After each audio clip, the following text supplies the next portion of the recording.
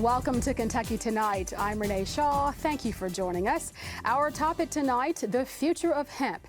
Can it become Kentucky's next cash crop? And what policies are hemp enthusiasts seeking? We'll talk all about it with our panel tonight that includes Jim Higdon, author and co-founder of Cornbread Hemp. Katelyn Wiard of the U.S. Hemp Roundtable, who's also a member of Governor-elect Andy Beshear's transition team for agricultural policy. Jana, co-owner of the One Love Hemp Dispensary and vice president of the Kentucky Hemp Industries Association, and Alyssa Erickson, founder and president of the Kentucky Hemp Heritage Alliance and co-founder of Kentucky Hempsters. We want you to join the conversation tonight on Twitter at KYTonightKET. Send an email to kytonight@ket.org. Use the web form at ket.org/kytonight. Make sure to check the box that says you're not a robot, or you may give us a call at 1-800-494-7605. Please include your first and last name and town or county on all messages. Well, good evening, ladies and gentlemen.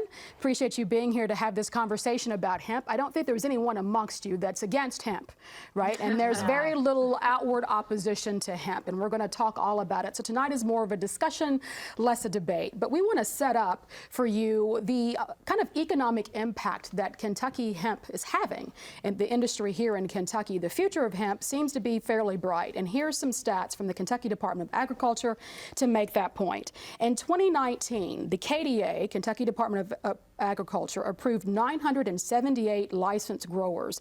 That's up from 210 last year, a nearly 500% increase. The KDA has licensed 202 hemp processors in Kentucky compared to 72 last year.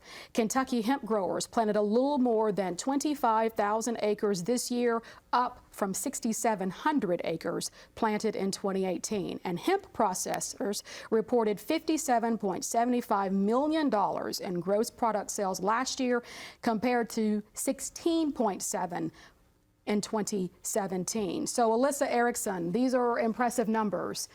In the last couple of years, certainly hemp has made a resurgence. And we know that hemp is not a new crop to Kentucky. It dates back to 1775 in Danville, I think Clark's Run Creek. Absolutely. And it reemerged during World War II. So tell us why we're seeing so much momentum behind hemp and the storied history that the crop has in Kentucky.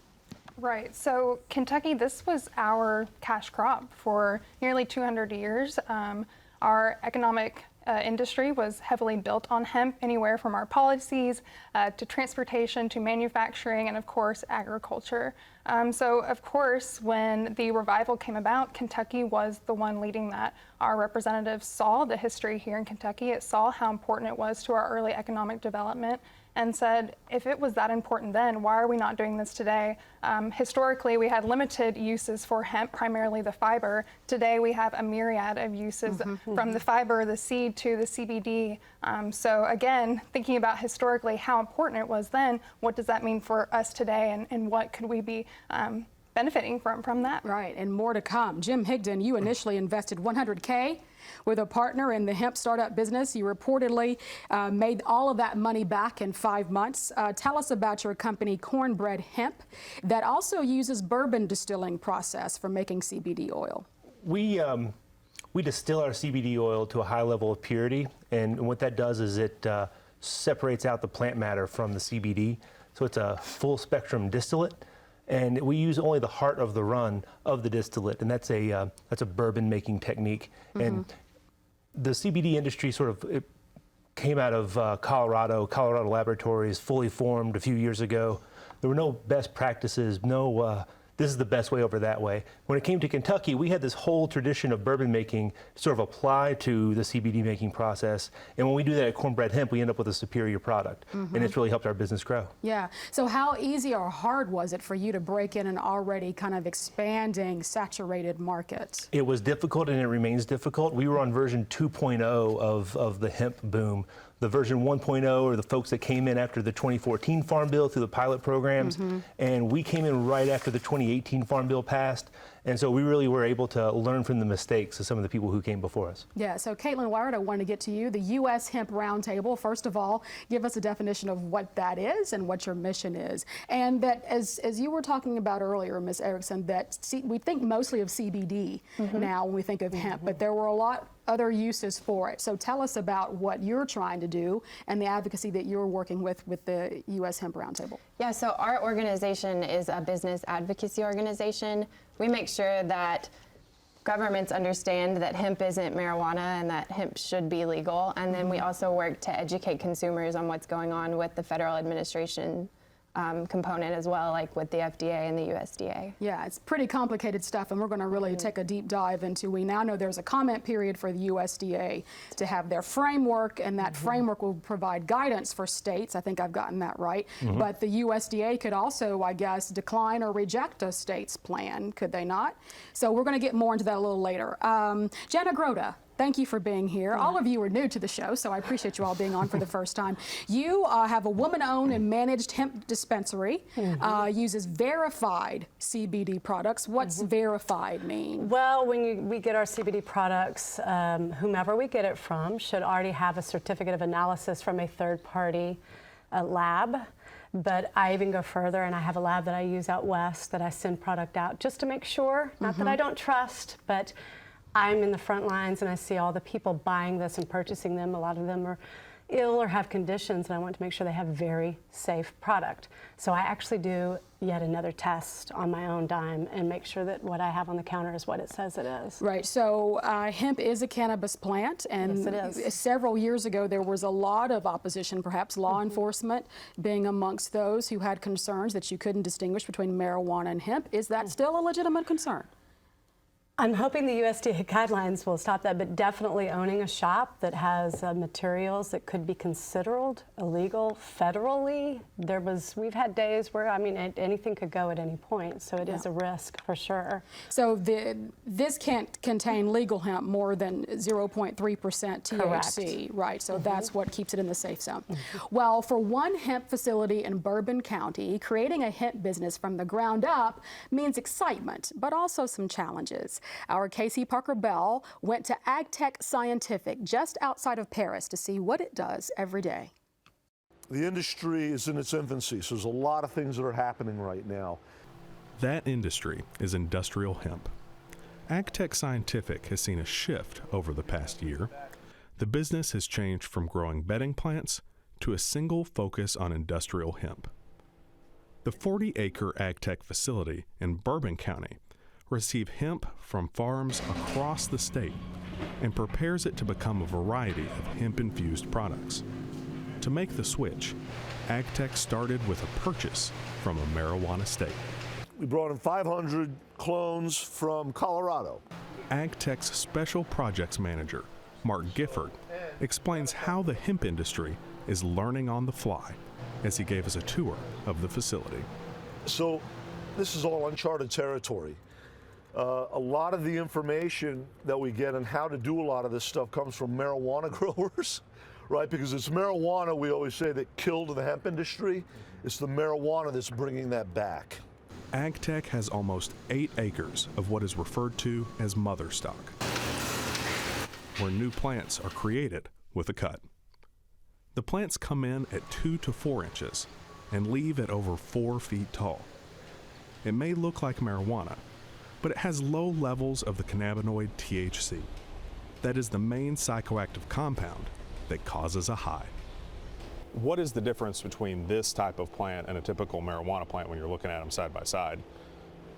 Very little difference, right? So a lot of people are going to look at this and say, oh, that's just marijuana. It's a cannabis plant. So the only real difference at the end of the day is the amount of cannabinoids that are in it. Mark says education on the difference between cannabis plants has been part of the difficulty in the new business. He's also quick to point out the entire industry is figuring things out as they go. Everything is just stuff that we've had to come up with on our own. So it's been pretty adventurous, pretty exciting. AgTech is experimenting with different ways to dry the hemp, whether hanging it on carts originally used for bedding plants, laying it on the ground, or placing it in a 150-degree drying chamber. After drying, stripping the leaves and buds from the stems is a dirty, labor-intensive process. Workers sift the plants as though they are mining for gold. But as Mark Gifford said, solutions are being created every day. Okay, so what you're seeing here is our answer to hand stripping. A new machine designed specifically to strip the stems can do 4,000 plants an hour. It could help AgTech save on time and labor costs. The entire plant has a use. Empty stems are being held to become a fiber in products like hemp flooring. For AgTech, the hemp industry is a family business. Mark works with his wife and son. Art Van Wingerton, AgTech's president, he works with his nephew Adam. I grew up in the family business, been doing this my whole life. I learned what I know from my father, from my brothers. There's lots of Van Wingertons within the bedding plant industry. They moved into the industry because of the crop's potential. Big box stores had put pressure on the bedding plant industry. But in hemp, they can control the entire process. Right, to be able to control and have a channel in every step of the supply chain is a really, really advantageous and a big advantage for us, at least as we feel like entering into this new market, that we're not going to face bottlenecks when you control the growing, when you control the extraction, when you control the bottling, the manufacturing, and then even the brand and marketing piece. When you have control at each one of those channels, it allows for more flexibility. AgTech is currently building a new processing center in Bourbon County, and it's partnering with UK and other colleges for research. But the new industry came with difficulties. Growing the plants to regulatory standard is one of them. Everybody refers to the hemp industry as the Wild West. You start talking about the plant, the genetics of the plant, it's still not consistent. We're not trying to grow marijuana. We're trying to grow industrial hemp. Our entire business plan is upon extracting CBD. Has nothing to do with THC. The Van Wingertons say having some larger companies move into the industry would help create more viable and consistent crops. Growing hemp in Kentucky requires THC levels be lower than 0.3%. And the difficulties don't just come from the farming side. We came from an industry where it wasn't really regulated, and we went into an industry that was beginning to be regulated, and now, a lot of legislation has come out, and there's a lot of different regulatory and compliance needs. So just coming up with the compliance department and familiarizing ourselves with the different contracts that have to be set in place and the different adhering to different regulatory standards, I think was definitely a challenge. And I think that it's going to be a continual challenge, right? Because legislation keeps on changing all the time. Both the Van Wingertons say they appreciate help from the Kentucky Department of Agriculture, but having to deal with federal and state standards has caused difficulties. Accessing the same financial services as any other business has been a big problem for the industry. Right, so now you got banking regulations, too many, I believe it's the ag credit or the farmer side of it, they have not approved hemp just yet. They see hemp as a cannabis product. So because it's cannabis, they can't or will not extend loans. So if there's no banking, there's no infrastructure. Even with the difficulties it has faced, AgTech Scientific is bullish on the future of hemp. We're in the right state, we're growing the right crop. For KET, I'm Casey Parker Bell. And thank you, Casey, for that fantastic piece. And I saw you, Jim, nodding your head several times throughout that hemp industry is the Wild West. Do you agree? And we are going to take a little deep dive into some of those challenges when it comes to financing and getting into the financial services, just like any other business. So you agree with a lot with what was said in that piece. I don't like describing the CBD industry as the Wild West. It gives a bad name to both the CBD industry and the Western United States.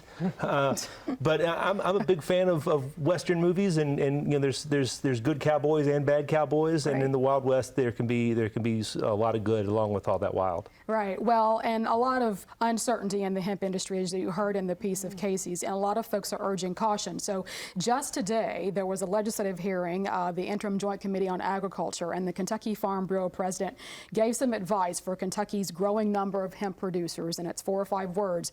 Be careful and go slow. Kentucky is still in its first 5 years of modern hemp production, which began in 2014 under that kind of hemp research pilot program. So Alyssa, tell us about how much caution you would urge as people want to go kind of headlong and first into this industry. Sure. Well, even saying that it's been around for 5 years, we have to think about it was around for research for 5 years. So a lot of what was happening then is still, it's so different than what an actual commercial industry is and what we're seeing. I think we're seeing a lot of those growing pains as we're getting through this industry. So yeah, like you mentioned, the banking is a big issue right now. Farm insurance is an issue. And in general, the CBD regulation and standards and things like that need to be really set in place before we can call this a legitimate industry. So Jana, what would you like to see when it comes to especially CBD? I do think there should be some regulation in it, just to make sure we've got safe product. I think that third-party verification, like we talked about before, there really needs to be the standard that verification, that third-party lab is not within the processing plant, and that's happening in some places, because that doesn't sit as legit. Okay. Because if it's coming from inside that processing plant, it's not a third party blindly tested. So I want to be able to trust, and it has to be somebody outside of that building. Yes. You know. Katelyn. So the U.S. Hemp Roundtable, in an effort to be a good steward of the industry and create standards, has seeded an organization that's separate called the U.S. Hemp Authority. And through that, there is a certification seal, and third-party auditors come in, and they have guidelines that they follow and check. You know, a farmer can receive a certification based on qualifications they meet on their farm, as well as a processor. And then there's now a category for brand owners. So that's an attempt, and you see that in a lot of places, but that certification would then provide a seal on products, so the consumer would know that it's something that can be trusted and meets a specific set of guidelines. And has what it's supposed to have and doesn't have what it's not supposed to have. Exactly. Right. So we have a viewer Andy Gamblin from Owensboro, who's a frequent viewer of Kentucky Tonight. Thank you, Andy. And he says, I wish our governor-elect would back off expanded gaming and focus on industrial hemp. And perhaps he will. We just haven't heard much about it. But we have heard a lot about industrial hemp from U.S. Senate Majority Leader Mitch MCConnell, of course, and he was responsible for that portion of the 2018 Farm Bill that had this freeing up of hemp, industrialized hemp, so that it would not be on the federal list of controlled substances, and for the U.S. Department of Ag to provide some regulatory framework. So here's a clip of U.S. Senator Mitch MCConnell on October 29th, 2019 on the U.S. Senate floor. In a victory for growers, processors, and manufacturers across the country, especially in my state of Kentucky, the initiative for full hemp legalization became law. Now this morning, the U.S. Department of Agriculture plans to take the important next step. Secretary Perdue will release a new USDA regulation to implement my initiative and move hemp closer to being treated just like every other commodity. This new policy will help farmers around the country continue pioneering this crop into the 21st century. And I'm proud to say Kentucky is prepared to take the lead. For generations, our growers and producers have made the bluegrass state an agricultural powerhouse, well positioned at the forefront of hemp's resurgence. My hemp provisions in the Farm Bill directed USDA to craft a new regulatory framework so hemp could be cultivated nationwide, and with each state given the opportunity to develop its own plan for hemp oversight. Now our work to support the future of hemp is hardly over. There are ongoing conversations with the FDA on CBD products, ongoing work to help growers and retailers to access credit and financial products. There will inevitably be ups and downs as this new industry develops. And so we think, Katelyn, that this regulatory framework by the USDA will be in place in time for the 2020 planting season. Is that correct? That is. And that is when, typically? The planting season begins in the spring. Right, naturally, as most planting seasons do. So that just gives them a few months. We're in a public comment period. Right. So that is until when? That ends on December 30th. December 30th. So by the time we get into the new year, they've gotten all this stuff, and then they're going to be by April having released their own kind of guidelines or template for states to follow. Right, so the USDA interim final rule was released on Halloween Day, actually. And right now it's actually out there for people to go and review and submit comments should they have any issues. There are certain things that our organization liked about it. The fact that it exists signals to banks and card processors, as you mentioned, that have had difficulties, that it is a legitimate industry and that they can do business with them. We've also got approval for interstate transport through the USDA interim final rule. And then additionally, we like that they included a measurement for uncertainty in THC testing. While there is some workaround to that, we have been in communication with them. Our general counsel, Jonathan Miller, actually was in Washington, D.C. Who was just on this show a couple weeks ago, yes. Last week, and he met with Undersecretary Greg Eibach, where they focused on some of the problems we found with the interim final rule. And a lot of the worries were calmed. Right. So the interim final rule is not all that final, right? It's interim. So what it is what it will be for the 2020 growing season. Okay. The USDA is open to new and for the industry to provide input on sampling and testing. Because they recognize that if they receive more data and science, that they could change that. Okay. Well, the Kentucky Department of Ag is conducting a review of the state's HIP program, and a spokesman for the KDA sent us this statement that we'll put on the screen. The Kentucky Department of Ag is conducting a regulatory review to compare Kentucky's current hemp licensing program to the USDA's interim final rule for hemp cultivation. Once our regulatory review is complete and we determine what changes are needed, we will hold a public comment period for growers, processors, and the public to give their feedback. Kentucky's program was one of the best in the nation in 2019, and we expect that our program will continue to be one of the best in 2020. So this is where we are there. I want to ask Mr. Higdon, how does all of this process sit with you, and what is it you like about the interim final rule, and what do you hope that the Kentucky Department of Ag will consider? Well, I agree. The best thing about the interim final rule is that it exists, and it brings us one step closer to bringing full legality to the cannabis plant in one step in the right direction. The problems are with the THC testing.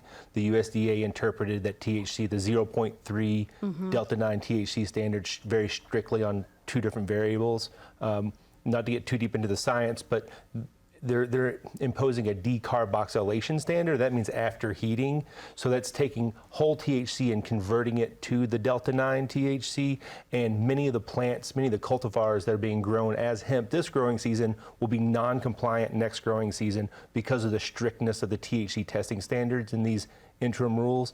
And for folks who want less strict THC testing standards, that email address to write to the FDA is farmbill.hemp@usda.gov. So are you anybody for or against higher or lower THC values?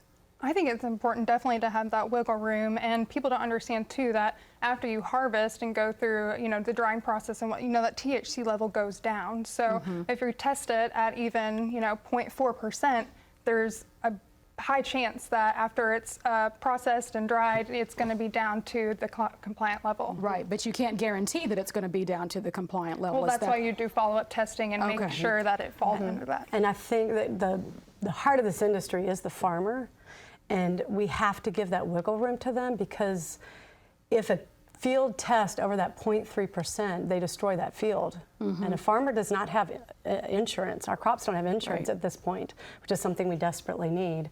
But to give a little more wiggle room gives them more safety, because right now with that 0.3, it's near impossible. Right.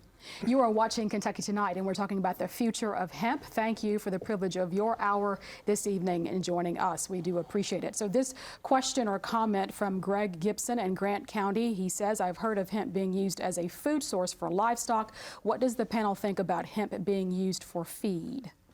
My understanding is Murray State University is doing some work on this, and they've had some really good results using it as a feedstock for egg-laying chickens. I've heard some people talk about pork and also beef stock, but I haven't seen any of the studies on that. But definitely Murray State's doing some work on this. Right. Yeah, I went to a presentation where they presented their findings on that. And I can't remember quite the information they provided, but it was something about, I think, the omegas in the egg showed an increase in that, which I found really interesting. Again, hemp is a great source for omegas, and a lot of people use hemp oil as an alternative to fish oil. So yeah, a lot of potential, uses for that. So some of the questions and issues raised during the Interim Joint Committee on Ag earlier today was concern about farmers and if hemp farmers are being fairly compensated for their crop. What do we know about the compensation for hemp farmers?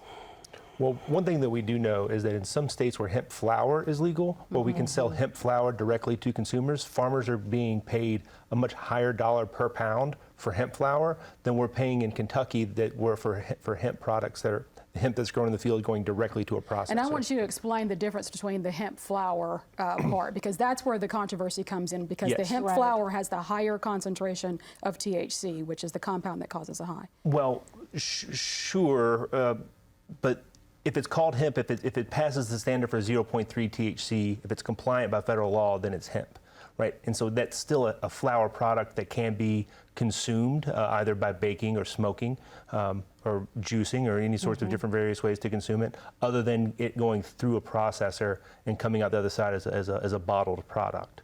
And farmers are able to get much more per pound for hemp flower in states like Tennessee, Oregon, Colorado, where they can sell hemp flower as flower. In Kentucky, we've disallowed that, and that's something that our legislature needs to address. Yes, Katelyn. So in Kentucky, the law is that if you want to sell hemp flower, you have to sell it to someone that has a license, meaning a processor. And in the state of Kentucky, for every one processor, we've got 9 farmers, and that means that potentially our processors are maturing and turning this around at a better rate, or it means that farmers are receiving less money for the product that they're working so hard to grow.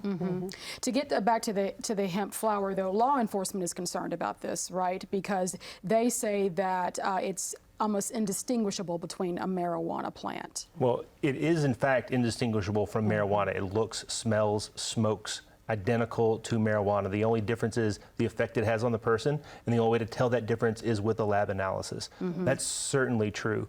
But if you look at county by county enforcement in Kentucky for marijuana possession, Kentucky has California levels of non-enforcement for marijuana possession. It's not really a crime that gets enforced in Kentucky to begin with. Right. So the benefit is that the hemp farmer would get paid more. What are the benefits to the consumers for having the hemp flower? Well, some consumers prefer to consume cannabis as a smoked product or as a consumed product in juices or baked goods. It's just a way that people can choose to consume the product. Yeah, so smokable hemp. That's what we're getting at here, right? Okay, what are your thoughts? Or bakeable. Well, if I'm thinking about my customers, a lot of them have conditions that they would rather just take that raw plant that hasn't been touched and process it the way they want to process it, meaning they could just eat the bud raw, they can smoke it, or they can put it into a brownie. I mean, whatever they want to do with it. And the same psychoactive effects are still there as it's hemp. It's still hemp, okay. 0.3%. So a lot of people would prefer to do that, that way that it hasn't been processed. They have control over that product. Not everybody wants to do that or has the time to do it. But the fact that it's not available is sad for the farmer, because our farmers are losing out on a lot of money. They can ship it to other states and sell it, but we're not allowed to sell it within our state. Okay, so why is that? So that gets to a critical point there, Ms. Groda, about so you're allowed to ship it out of state, but you're not allowed to sell it in state. Now, we're going to go to this side of the table for some clarification about that and whether or not that makes much sense.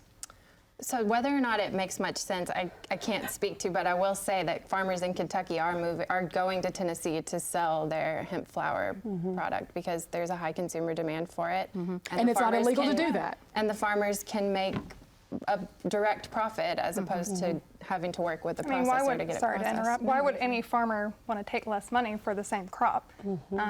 So if anything, on my behalf, I'm all for anything that's going to put more money in our farmers' pockets and allow people safe products. What do we know about the differential and how much they're making going to Tennessee versus just not doing it using the hemp flower in here? What do we know about how much they're losing out on? Biomass for hemp biomass sold directly to processors is getting like $35 a pound. If that, and it's going down every day. Hemp flour, depending on the quality, can go from $100 to $200 to $400 a pound. There's CBG flour out there getting $1,000 a pound on the open market. hemp flower has a really high value in the marketplace. So do you have any temperature that you've taken on the General Assembly, or I guess maybe this is the Kentucky Department of Ag? It's their prerogative to change it, right? They don't have to The go Kentucky through Department the of General Ag, Assembly to put it in statute, I guess what I'm getting at. It was put into statute a few years ago during the transition through between 2014 and 2018. Right. Law enforcement, Kentucky State Police saw this coming and encouraged the legislature to pass a proactive hemp flower ban while also adopting federal definitions of hemp. So there seems to be some conflict in KRS as to what exactly constitutes hemp or not hemp flower, because if we've incorporated federal language as what is defined by hemp in Kentucky, then hemp flower is not cannabis and is legal. But the problem with the hemp flower ban here is essentially a felony to do in Kentucky, which you cross the state line into Tennessee and can do no problem. So what can you do to maybe change the direction of where that policy is now to a policy that you want?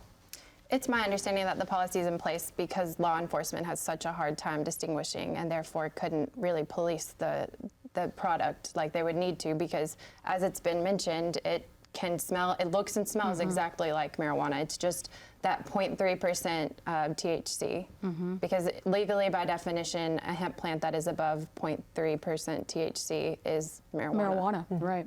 So this tweet from a farmer considering hemp, Michael Jones from Shelby County, says, "My neighbor and I both have hay farms. I was considering hemp and he cautioned me not to do it. He said the restrictions are too rigid and the FDA will burn my fields down. Can I make money growing hemp?" And this is the conversation we're having, Mr. Jones. So I hope that we're able to answer this to your satisfaction. So he's saying, can I make money? He's been told that the FDA is going to burn his fields down, and that doesn't sound like any kind of venture that you really want to cross into. So what would you advise Michael Jones?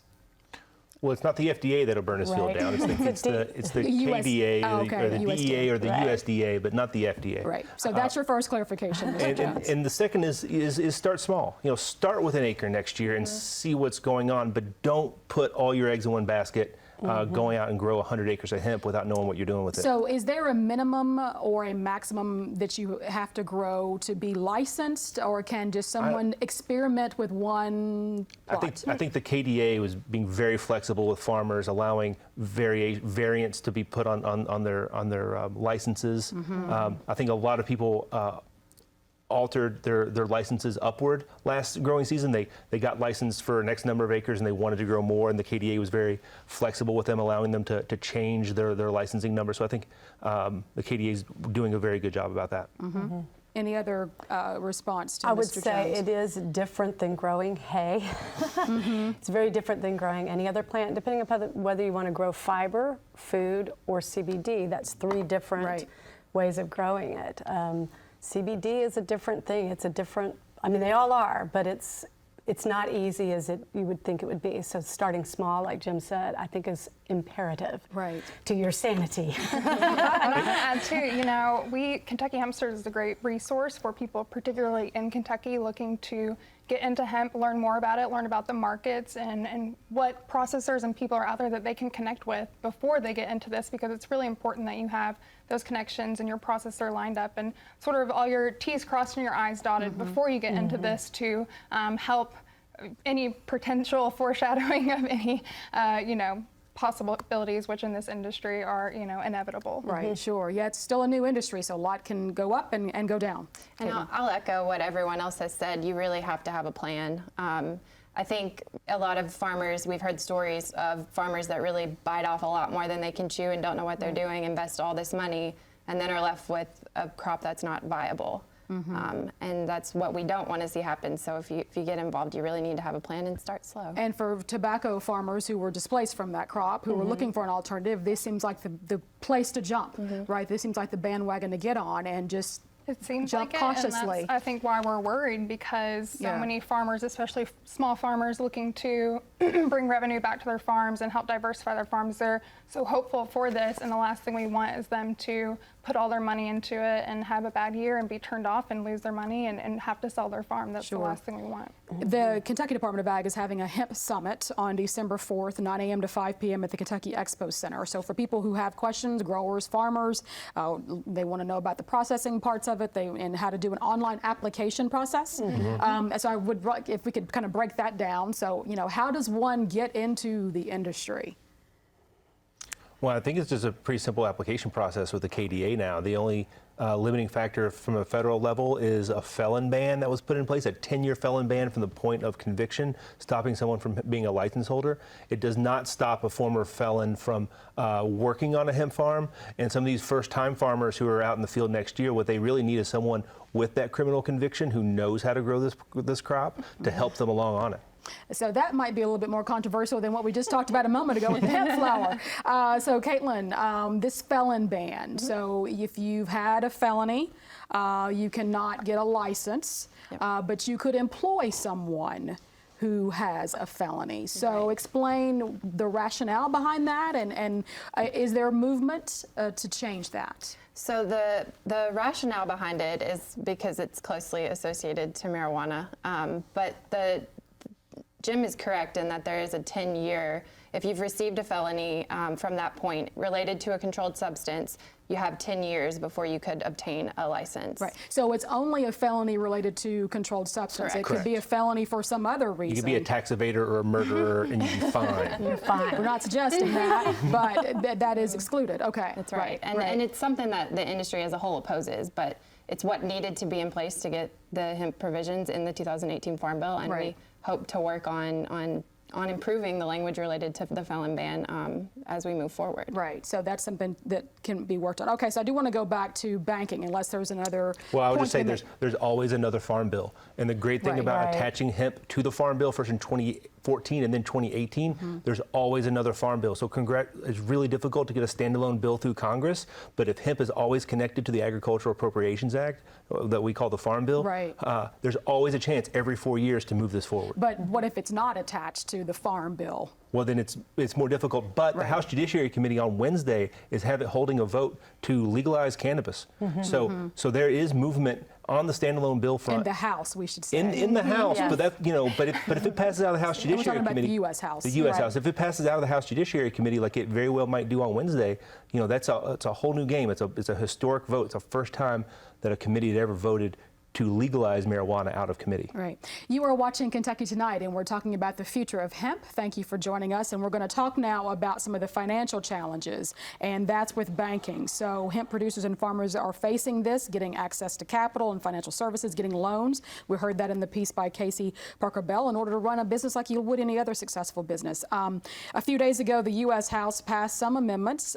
This were by a 6th District Congressman Andy Barr to make it easier for hemp and CBD industries to access financial services. So what do we know about the Secure and Fair Enforcement Banking Act?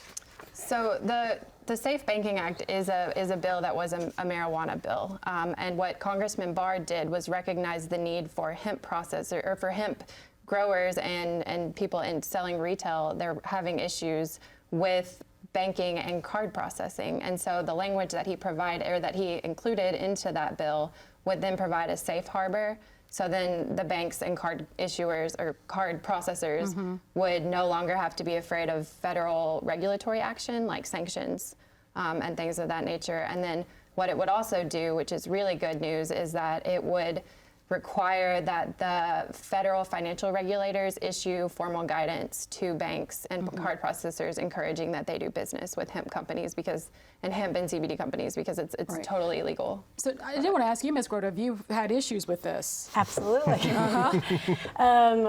Everybody who has any type of retailer online store last year, from December to about July was one of the most stressful times in my life. I took a lot of CBD because everybody was welcomed by a company, and then I think it was March, they pulled the plug on everybody, and then let a few people stay until the end of May. And so everybody was scrambling to try and find processing, which is horrible in so many ways because we have people wanting to buy it. You can only take cash, then it seems really weird and sketchy. But then it's also treating us like we're doing some criminal act, and we're not. It's federally legal, but the banks are treating us like we're criminals. So we had to, we spent probably 3 months almost daily trying to get credit card processing, a lot of hours, a lot of time that we could have been working on our business or forwarding the hemp industry, and it was a nightmare. And were you successful? Yes, we were. Yeah. But not everybody was, and daily. So what do they do? cash. Just do Or a cash. lot of people, running under something else, it's just trying to get it in. Which makes the unseen seem Mm-hmm. seedy. Go ahead. It's a huge barrier to profitability. I mean, I've heard of instances of online retailers that if a consumer wants to purchase their product, they can't do the checkout online. They have to call and enter and manually give them their card number, which today's world, the Rife with consumer's fraud. attention span is going to turn off, and they're We not had a going to follow month through of with the that. Yeah, the minute they transaction. can't scan their card and get out of there. We had a month of, we watched our online sales just almost nothing. And then once we got that credit card processing back on, thank you, Square. We all love Square right now. Boom, right back up. But because it just seems weird. Make your order and then call me with your credit card number. That's just Right. And people are concerned about doing that anyway. Oh, yeah, for security absolutely. reasons. Jim. For these reasons, it seems like there's a really good chance that Safe Banking Act gets a vote in the Senate floor, that McConnell will bring that to a vote on the Senate side by the end of this calendar year. And there's not a lot of legislative days left. I don't know what the status is on that. So we expected markup in the banking committee by November, but with everything going on in Washington, D.C., we expect that it might not happen this year. We're thinking probably early 2020 at this point. But there's a lot of Republican senators who are up against. There's 9 Republican senators up for re-election next year in medical marijuana states, or some states that are fully legal, like Cory Gardner in Colorado. So Senator McConnell has a really strong motivation to get something passed this Congress on hemp and marijuana banking to help some of his senators who are up for re-election. Is this a partisan issue?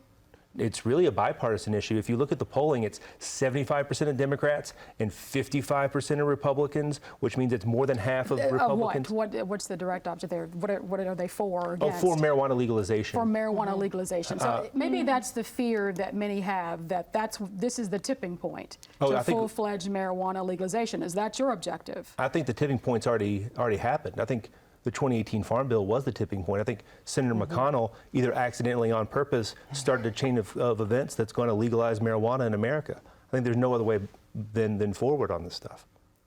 This side of the table, you agree that that's what think his... At this point, too, with the legislation being so, variant against different states and Kentucky, and there's hemp versus CBD versus marijuana. I mean, I think, the cannabis floodgate has been opened, and now the conversation should be around cannabis and regulating cannabis and looking at it as industrial cannabis versus medicinal cannabis, and that's how I like to look at it.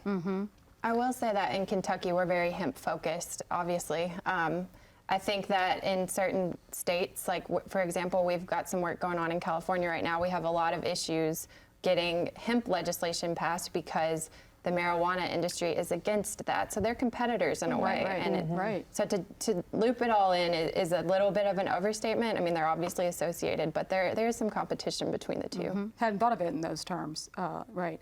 And so we do hear a lot more about the CBD oil, but what about fiber? I mean, what is it that we need to be doing maybe marketing-wise or other parts of the whole pipeline of the system of hemp that would give the full realization of the potential of this plant? I think what I'm most excited about when it comes to the fiber applications is the building materials and applications for construction. We could really be implementing a lot of that here. I'm actually working on a project through Kentucky Hempsters to show off more of the building uses and applications for hemp through that, and of course the other products, whether it's seed or CBD, other applications as well, body products, fuels, papers. I mean, the potential is really unlimited. Yeah, and so just as sturdy and strong as any other kind of... Or stronger. Or stronger. Yep, and more sustainable and better for our environment, but better for our bodies. Hemp in general, just compared to most of its alternatives, is going to be the winner. And what we saw in the segment earlier from AgTech, they were doing flower cannabinoid production, and they were also taking the sticks from the plants and using those for fiber production. So you like dual use plants where you're using the flower for cannabinoid production and then the rest of the plant for fiber. That's really the most sustainable and efficient way to use the plant. Right. I mentioned earlier that you started up with $100K. Is that how much it takes? Could you get in this business for a lot less than that? I think we came in on a shoestring with an investment, with an angel investor who came in to jumpstart our business. We're fighting very wealthy, better heeled competition every day. the budget that we started with was minuscule compared to what our national competition is operating on. All right. Is the market getting too saturated with all the interest? So at the moment, 2 out of 3 products in hemp are CBD related. We encourage that everyone start to move to fiber and grain because that's what we see in Europe with hemp plastics and hemp car panels. And what that would do for Kentucky, for example, is a farmer growing hemp in Kentucky could give their products to Toyota, who could make car paneling, and then it would be good for the state's workers and farmers. There's a great economic impact. Katelyn, go ahead. And I think, Katelyn, weren't you on a radio program, a public radio program in Louisville with a professor at the Conn Center? That was me. That was you. I'm sorry. You're fine. And talked about biofuels. Yep, absolutely. And I'm sure he would be able to speak much more on that topic, more so than I can. But actually, when I was first looking into hemp, something that really inspired me was the potential for biofuel and using hemp as a fuel. I had a whole idea called fuel fields, where essentially farmers being able to grow their own plants and then process their own fuel to be able to run their own equipment and things like essentially of that nature. So maybe we'll see fuel fields in the next 10 years. I was going to say, can you give us a projected timeline on something like that? No, I can't. I'm going to have to get back with the professor at the Conn Center. But we'll get something going because I think, more opportunities for that. I mean, because the CBD too, I mean, right now, of course, it's the most lucrative. It's in the highest demand, but those numbers and prices, they're going to go down. I mean, the more the market becomes saturated, the playing field's going to even out, and there's going to have to be other opportunities to keep this crop going and keep it an industry. So insurance. Oh, did you want to say something? I was just, and I think CBD is so hot and popular. I would say we're not a legal state, and it does provide a medicine supplement. I don't know what the correct term is, but for people that they can take and consume and not get high, but they're still getting a medical benefit. And we're not a legal state, so it provides that safe place for that. But textiles and fibers, that's where I'm most excited about too, definitely. Yeah, and that's where you might venture into? I wear it, I eat it, I love it. I mean, it has so much potential, the whole plant. Right. Let's talk about the insurance for hemp farmers. So where does this stand, and what's the complication here? So the U.S. Hemp Roundtable, at the end of October, we hosted our annual member meetings, and we welcomed USDA Undersecretary Greg Eibach and the Risk Management Administrator Martin Barbary. And Martin Barbary spoke to our membership about the development of the crop insurance plan that they're working on. What they need right now is data, and we're working with companies, private companies, to get that data. And we encourage everyone that may be watching tonight to go to hempsupporter.com and sign up for our notifications, because we need that data in order to get a And what really kind of good data crop are you insurance seeking? system. So some of the things they're looking for is how much a farmer is making from selling their products, what challenges they see in the field. We need to know what the processors are, at what price point the processors are purchasing that hemp from those farmers, and things of that Is nature. that not submitted through the production reports from the program, though?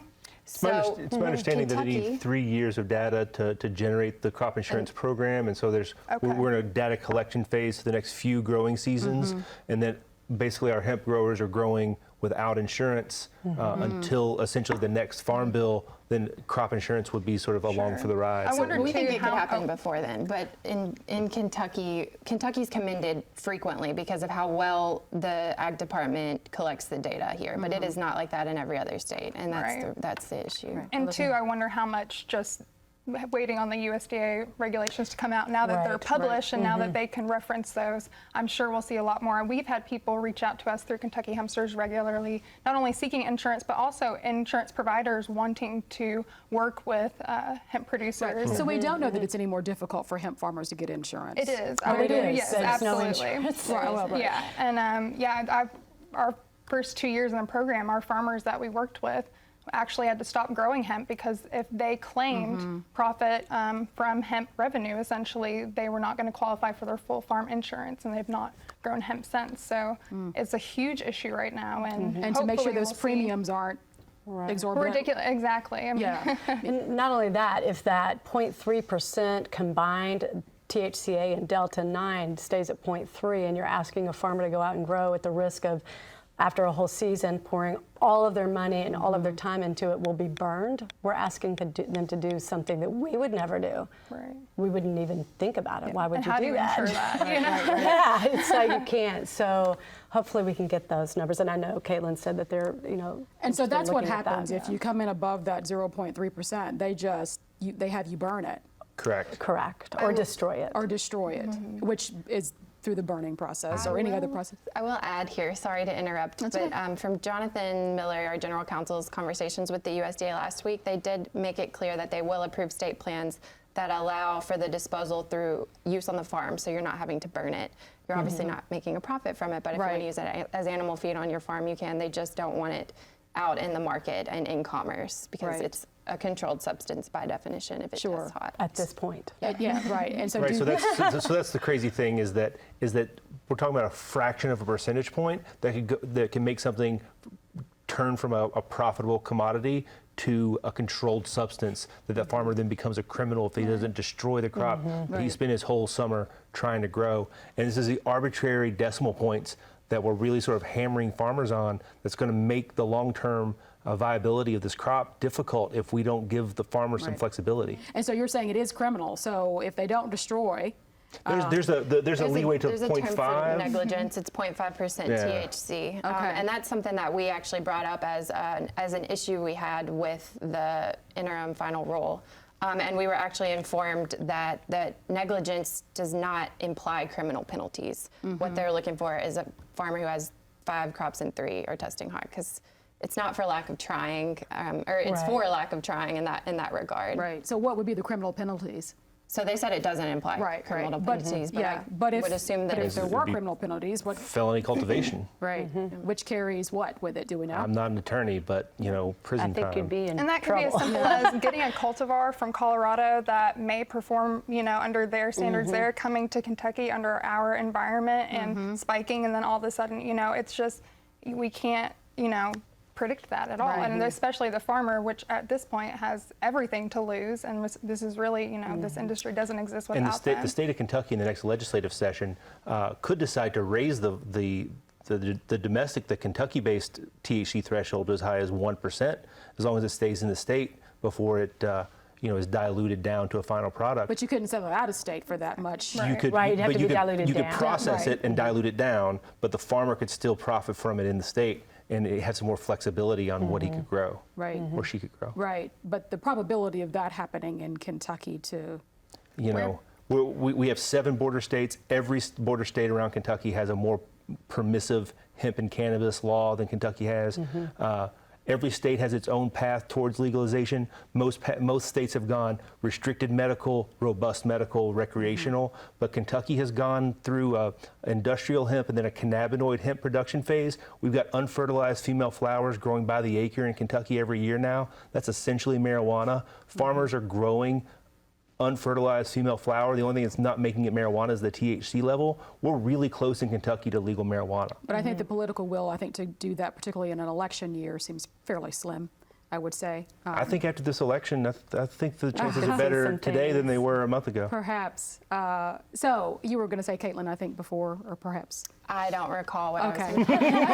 That's okay. In the 3 minutes and some change that we have remaining. So we kind of set this up as the future of hemp and the economic potential and what we could look forward to in the next few years. So just roundtable kind of view about it. Alyssa, what do you think the future of hemp is in Kentucky, and what would you encourage those who are interested in getting involved in this industry? Absolutely. Well, first and foremost, we, through Kentucky Hempsters, try and keep everybody up to date with the past, present, and future of the industry. So we encourage everyone to follow along and look at the progress of the program here in Kentucky and beyond for that, of course. But for my predictions, I see, of course, CBD, that whole playing field kind of evening out, and that dying down, the hype dying down around it a little bit. I think it absolutely has its place in this industry. But beyond that, again, the fiber applications and really seeing hopefully companies coming in and investing in those, particularly here in Kentucky. I would love to see that more building.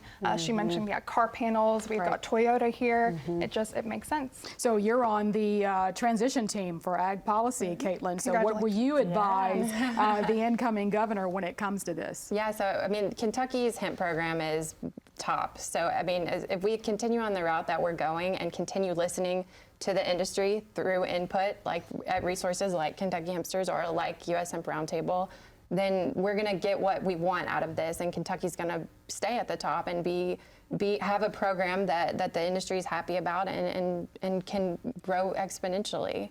You know, like Alyssa mentioned, right now there's a CBD bubble and we expect it will burst. So we encourage everyone to get involved in diversification, right? Already facets we're of the talking about that. industry. Jim. So, you know, Cornbread Hemp is really looking forward in the future of Kentucky Hemp. We're at cornbreadhemp.com and at Cornbread Hemp on your social media platforms. We really think that Kentucky has a lot to offer, but for Kentucky to have its full expression of its full cannabis potential, our regulators in Frankfurt, our legislators in Frankfurt need to let this industry grow stronger than what it's currently being allowed to do. We have more work to do in Frankfurt to move this forward. Yeah, and we'll be watching that. It's Jana. I would say, I know a lot of people want to join the hemp industry, and I think there's room for everybody, but just showing up and learning and understanding, hugging a farmer again, because they are the heart, like I said. But there's a lot to be seen in Kentucky. I'm really excited about fiber, like you say. I think we're going to go really far with that if we would. The bubble has burst. The CBD bubble has burst, in my opinion. And you even admit that yourself, yes, right? Yes, and I am sitting at a dispensary every day, and we're seeing it. I'm not scared. I'm not afraid of it. It's just all going to kind of play out, and maybe I think that will play into the fiber side of what. And once we get to do. banking things, all of those kind of things settle too. Banking, insurance. I actually think too, I'm not afraid of medical cannabis. I think that if that did come to Kentucky, that could actually boost the fiber portion of this plant, because there'd be a little more focus on that. Okay. Well, to be continued, I think. This has been a good discussion. I think I've learned a lot, and I hope the viewers at home have learned a great deal as well. We thank you for joining us tonight. We'll be back 1 week from tonight to discuss issues facing Kentucky's counties and cities. We thank you for watching. Tune in Friday night with Bill Bryant and his gang of journalists to talk about this week's news that's affecting you. Have a great night. I'm Renee Shaw, and I'll see you next Monday.